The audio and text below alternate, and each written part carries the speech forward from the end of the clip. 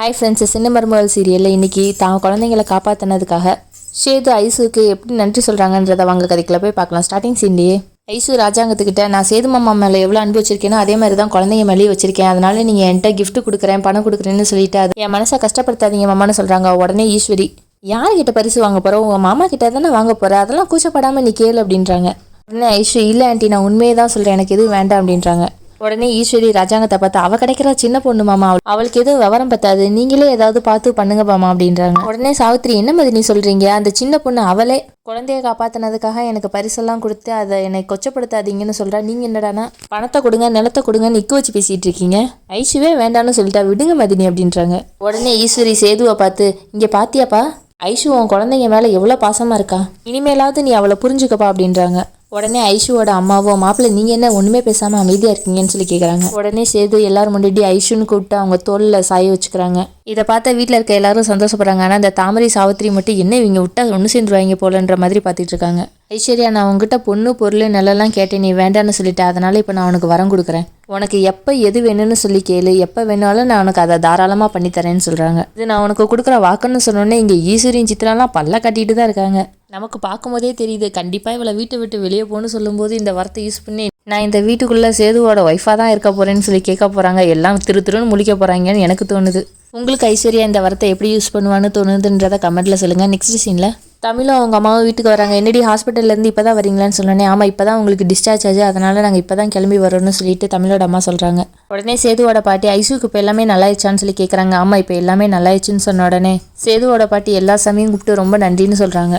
உடனே தமிழோட அப்பா அவ்வளோ பெரிய பொண்ணு அவங்களுக்கே தேல் கடிச்சு இத்தனை நாள் ஹாஸ்பிட்டலில் வைக்க வேண்டியது இருந்துச்சுன்னா மீனாட்சிக்கெல்லாம் கடிச்ச என்ன இருக்கும், நல்ல வேலை தெய்வம் துணை இருந்ததுனால நமக்கு குழந்தைக்கு எதுவும் ஆகலைன்னு சொல்கிறாங்க. உடனே தமிழோட பாட்டியும் நீ சொல்கிறது உண்மைதாண்டா, எல்லாம் மதினி குடும்பத்தில் செஞ்ச புண்ணியம்னு சொல்கிறாங்க. உடனே தமிழ் ஐஷுவே அங்கே தேல் கடிச்சு எவ்வளோ கஷ்டப்பட்டாங்கன்றது எனக்கு தான் தெரியும், நுரையீரலெல்லாம் இன்ஃபெக்ட் ஆகி உயிருக்கே ரொம்ப போராடி கஷ்டப்பட்டுட்டு இருந்தாங்க, ஏதோ அவங்களுக்கு ஸ்டாமினா இருந்ததுனால அவங்க உயிர் தப்பிச்சிட்டாங்க, குழந்தைய மட்டும் கடிச்சிருந்தா குழந்தையோட உயிருக்கே ஆபத்தாயிருங்கப்பான்னு சொல்கிறாங்க. உடனே சேதுவோட பாட்டி குழந்தைய மட்டும் இது கடிச்சிருந்தா என்ன ஆயிருக்குன்னு சொல்லி அவங்களும் பதறாங்க. உடனே தமிழ் எத்தனை ஜென்மம் எடுத்தாலும் குழந்தைய காப்பாத்தினதுக்காக நான் உங்களுக்கு நன்றியா இருப்பேன்ப்பா, ஐஸ்வர்யா யாரா வேணாலும் இருந்துட்டு போட்டோம்ப்பா, நமக்கு இதுக்கு முன்னாடி அவ என்ன பண்ணியிருந்தாலும் பரவாயில்ல, ஆனா இந்த ஒரு விஷயத்துல என் மனசு ஐஸ்வர்யா ஜெயிச்சிட்டா, நான் எப்பயும் அவளுக்கு நன்றி உள்ளவளா இருப்பேன்னு சொன்ன உடனே சேதுவோட பாட்டி கை குழந்தைய காப்பாத்தின புண்ணியம் எப்பயுமே அவளுக்கு இருக்கும், நல்லா இருப்பா அப்படின்றாங்க.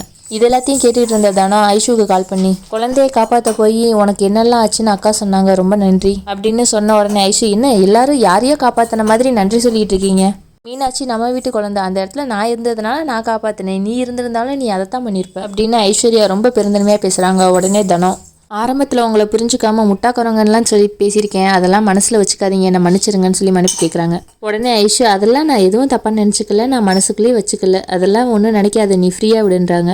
உடனே தனம் ரொம்ப நன்றிங்க, உங்கள் உடம்ப பார்த்துக்கோங்கன்னு சொல்லிட்டு ஃபோன் வச்சிடுறாங்க. நெக்ஸ்ட் சீனில் சேதுவை பார்க்கறதுக்காக ஐஷுவோட அம்மாவும் அப்பாவும் வந்து உங்கள்கிட்ட கொஞ்சம் பேசணுமாப்லன்றாங்க. உடனே சேதுவும் சொல்லுங்கத்த அப்படின்றாங்க. உடனே ஐஷுவோட அப்பா சேதுவோட கையை பிடிச்சிட்டு என்கிட்ட உங்கள்கிட்ட கேட்கறதுக்கு ஒன்று தான் இருக்கு மாப்பிள்ள, எப்பயுமே என் பொண்ணை கைவிட்டுறாதீங்க மாப்பிள்ளன்றாங்க. உடனே சேது என்ன மாமா இப்படிலாம் கேட்குறீங்கன்னு சொன்ன உடனே இல்லை மாப்பிள்ள, ஐஷு சின்ன வயசுலேருந்தே உங்களை மட்டும்தான் சொல்லிகிட்டே இருப்பா, அந்தமானில் இருக்கும்போது கூட சேது மாமான்னு எங்ககிட்ட பேசிக்கிட்டே இருப்பா, அவளோட உலகமே நீங்கள் தான் மாப்பிள்ள, ஆனால் உங்கள் மேலேயும் குழந்தைங்க மேலேயும் இவ்வளோ பாசமாக இருப்பா, குழந்தைங்களுக்காக இப்படி உயிரே ரிஸ்க் எடுப்பான்றதெல்லாம் எங்களுக்கு இப்போ தான் மாப்பிள்ள தெரியும், இந்த காலத்தில் எந்த பொண்ணு மாப்பிள்ள மூத்த தரத்தோட பசங்க எல்லாத்தையும் தான் பசங்க மாதிரி பார்த்துக்கிறது, என் பொண்ணை அவ்வளோ நல்லா பார்த்துக்கிறா, அதனால எப்பயும் காட்டுற அன்பை விட கொஞ்சம் அதிகமாகவே என் பொண்ணு மேலே காட்டுங்க மாப்பிள்ள, அப்புறம் அவள் மேலே எக்காரணத்தை கொண்டும் அவள் உங்கள் குழந்தை மேலே பாசம் வைக்கலன்ற மாதிரி நீங்கள் எதுவும் யோசிச்சிடாதீங்க மாப்பிள்ளன்றாங்க. இங்கே குழந்தை ஐஸ்வர்யா எல்லாருமே ஒரு குடும்பமாக இருக்கணும்னு நாங்கள் ஆசைப்படுறோம் மாப்பிள்ள, அதனால் அதை நிறைவேற்றி வைங்க மாப்பிள்ளன்னு சொல்லி கேட்டுட்டு சரி மாப்பிள்ள நாங்கள் ஊருக்கு கிளம்புறோம்னு சொல்லிட்டு கிளம்பிடுறாங்க. நெக்ஸ்ட் சீனில் ராஜாங்கத்துக்கிட்டையும் ஐஷுவோட அம்மா அப்பா நாங்கள் கிளம்புறோன்னு சொல்கிறாங்க. அதுக்கு முன்னாடி என் பொண்ணை நல்லபடியாக பார்த்துக்கோங்கன்னு சொன்ன உடனே மோகனா அவள் எங்கள் வீட்டு பொண்ணு நாங்கள் நல்லபடியாக பார்த்துக்குறோன்னு சொல்கிறாங்க. உடனே ரொம்ப சந்தோஷங்கன்னு சொல்லிட்டு ஐஷுவோட அம்மா அப்பாவும் கிளம்பி போயிடுறாங்க. நெக்ஸ்ட் சீனில் சித்ரா ஈஸ்வரிக்கிட்ட ரொம்ப கோவமாக அவள் ஓகேன்னு சொல்லியிருந்தாலோ இல்லை அமைதியாக இருந்திருந்தா கூட 1 கோடியோ 2 கோடியோ கொடுத்துருப்பாங்க, பணமலையில் நனைஞ்சிருக்கலாம், ஆனால் அவள் அசால்ட்டாக பணமே வேணான்னு சொல்லிட்டா, என்னம்மா அவள் இப்படி பண்ணுறா, அந்த தமிழ்ச்செல்விக்கு ஈக்குவலாக அம்புட்டு நல்லவளாக இருக்கா, இப்படிப்பட்டவளை எப்படிம்மா நீ சேதுக்கு கல்யாணம் பண்ணி வச்ச அப்படின்னு கேட்குறாங்க. உடனே ஈஸ்வரி இங்கே பல்ல கடிச்சிக்கிட்டே அந்த கோவத்தில் தாண்டி நானும் இங்கே இருக்கேன், இவளுக்கு பணத்தை வாங்கி கொடுக்குற சாக்கெல்லாம் நானும் அப்படியே 50 லட்சமோ இல்லை 1 கோடியோ வாங்கிக்கலான்னு பார்த்தேன், எல்லாரும் மனசையும் அப்படியே உருகிற மாதிரி பேசி பணத்தை வாங்கலான்னு பார்த்தா சாதாரணமாக காசை வேணான்னு சொல்லிட்டாச்சா, என் மூக்க வேற உடச்சிட்டா அப்படின்றாங்க. சித்ரா இன்னைக்கு காசு பணம் வேணான்னு சொன்னவ நாளைக்கு சொத்து பத்தி எழுதி கொடுத்தாலும் வேணான்னு சொல்லிடுவாளுமா, அவ பேசாட்டுக்கு காலை ஃபுல்லாக சேதுவோட ஒய்ஃபா வசதியாக இருந்துட்டு போயிடுவா, அவளை வச்சு பெரிய ஆளாகலான்னு சொல்லிட்டு நம்ம திட்ட போட்டு வச்சிருந்தா இலவு காத்த கிளி மாதிரி ஆயிருமொழியம்மா அப்படின்றாங்க. உடனே ஈஸ்வரி ரொம்ப வில்லங்கமா, நம்ம அவசரப்பட வேணாண்டி, இவன் நல்லவளா இருக்க இவளோட மதிப்பு இந்த வீட்டில் ஏறதான் செய்யும். இதுவும் நமக்கு நல்லதுதான். இது எல்லாத்தையும் வச்சு நம்ம ஒரு நாள்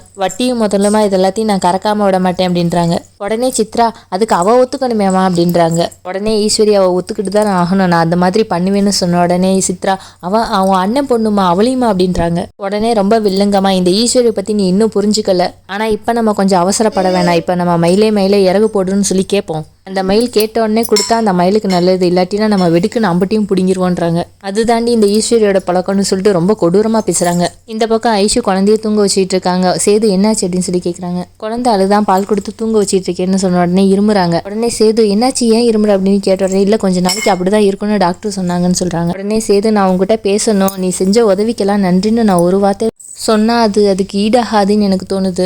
இந்த உதவிக்கு நான் எப்பயுமே உனக்கு கடமைப்பட்டிருக்கேன்னு சொன்ன உடனே, என்னமாம்மா சொல்றீங்கன்றாங்க. ஆமா ஐஸ்வர்யா, சின்ன வயசுலேருந்தே எனக்கு அம்மாவோட பாசமே கிடைச்சது கிடையாது. சின்னம்மா, அப்பா, அப்பத்தான்னு எல்லாரும் கூட அன்பையும் தான் நான் பார்த்து வளர்ந்தேன். அதனால தான் என் வாழ்க்கையில் வந்த எல்லார் மேலேயும் நான் பாசத்தை அன்பை கொட்டி கொட்டி காமிச்சேன். ஆனால் அவங்க எல்லாரும் என்னை ஏமாத்திட்டு தான் போனாங்க. அதனால இனிமேல் நான் யார் மேலேயும் அன்பே வைக்கக்கூடாதுன்னு நினச்சிருந்தேன். அந்த நேரத்தில் தான் என் 2 குழந்தைங்க வந்தாங்க. அதுக்கப்புறம் இப்போ அவங்கள தான் நான் என் உலகமாக நினச்சிட்டு இருக்கேன். சொல்லப்போனால் ஒட்டுமொத்த அன்பையும் அவங்க 2 பேர் மேலே தான் நான் வச்சுருக்கேன்.